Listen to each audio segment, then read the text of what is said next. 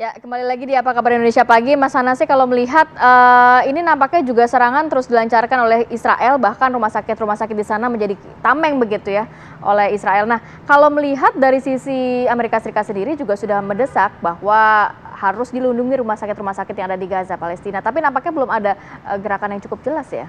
Ya, pertama-tama kita sangat prihatin ya, kita menyampaikan keprihatinan yang mendalam.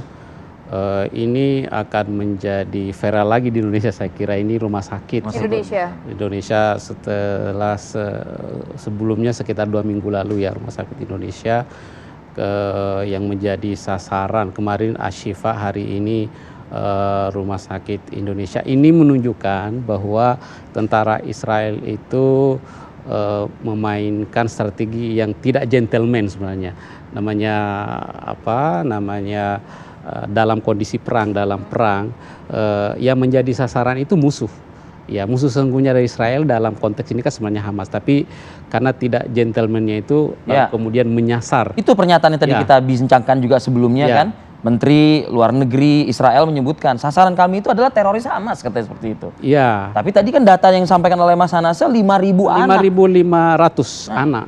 Itu. Dan artinya masih pantas nggak seorang menteri menyatakan pernyataan seperti itu begitu? Dan pernyataan Amerika ya, Presiden Amerika, Menteri Luar Negeri Amerika yang menyuruhkan Israel untuk tidak menyasar anak-anak, rumah sakit, perempuan, itu sampai saat ini kita lihat tidak diindahkan oleh Israel ya. Bahkan dalam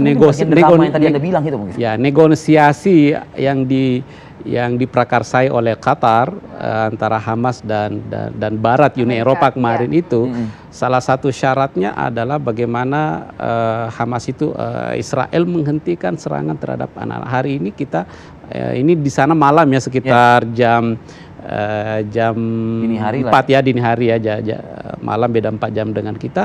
Ternyata rumah sakit Indonesia. Jadi apa yang disampaikan oleh Biden itu sampai sekarang belum diindahkan oleh tentara Israel sampai saat ini, sehingga apa yang dikatakan oleh Qatar, gencatan senjata akan segera.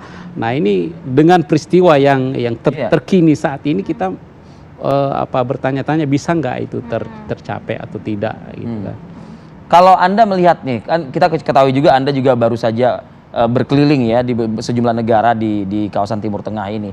Sikap negara-negara ini yang mendesak sekali, bisa dikatakan hari demi hari, apa yang bisa dilakukan gitu loh oleh negara-negara yang ada di kawasan ini lah. Gitu. Yang sangat real saat ini Qatar. Dia benar-benar mempergunakan relasinya, dia memiliki kemampuan untuk berkomunikasi dengan Hamas. Dan dia juga memiliki kemampuan berkomunikasi dengan Barat. Itu saat ini dilakukan sehingga dilakukan mediasi. Tapi kalau kita melihat negara-negara lain seperti Mesir, Arab Saudi, walaupun kemarin juga Arab Saudi sangat keras mengecam serangan terhadap Ashifa, tapi kondisi realnya juga tidak real memberikan dukungan terhadap Gaza saat ini. Dan kalau kita lihat kebetulan beberapa 2 minggu terakhir keliling, banyak juga ngobrol dengan masyarakat. Jadi masyarakat Arab sendiri itu beragam. Misalnya di Mesir atau di Maroko, ya banyak yang menyayangkan juga kenapa Hamas harus melakukan serangan Badai Al-Aqsa itu yang nanti berimplikasi pada jatuhnya korban dari anak-anak. Tetapi walaupun masyarakat Arab secara keseluruhan 90% mendukung Palestina ya, tetapi dalam konteks ini ada beberapa suara-suara seperti itu yang menyayangkan sikap Hamas, dan juga ada yang menganggap begini bahwa Hamas itu sebenarnya yang diinginkan itu implikasi politik. Jadi ada sasaran kepentingan politik yang diinginkan Hamas ketika ini menjadi perang ini menjadi besar, lalu kemudian nanti seperti apa. Nah, itu yang diinginkan adalah bagaimana lebih cepat untuk memperjelas status Palestina, itu yang diinginkan. Jadi ini memancing sebenarnya, ingin memancing dunia Arab, khususnya dunia internasional untuk memperjelas. Tetapi kalau kita lihat kemarin bertemu, lalu kemudian negara-negara Arab tidak terlalu merespon apa yang diinginkan Hamas itu. Malah yang perkembangan terakhir, Amerika menginginkan tidak ada lagi Hamas di dalam jalur Gaza, tetapi yang ada itu pemerintahan bersatu melalui kontrol tepi barat, yaitu Mahmud Abbas ya. Nah, jadi sangat disayangkan peristiwa-peristiwa yang menjadikan korban anak-anak dan perempuan tidak menjadi konsen pemerintahan di dunia Arab saat ini. Baik. Terakhir Mas Nur. Kalau yang bisa disampaikan bahwa cepat atau lambat Israel akan hengkang dari jalur Gaza. Persoalannya adalah ketika dia keluar, itu Gaza sudah hancur total.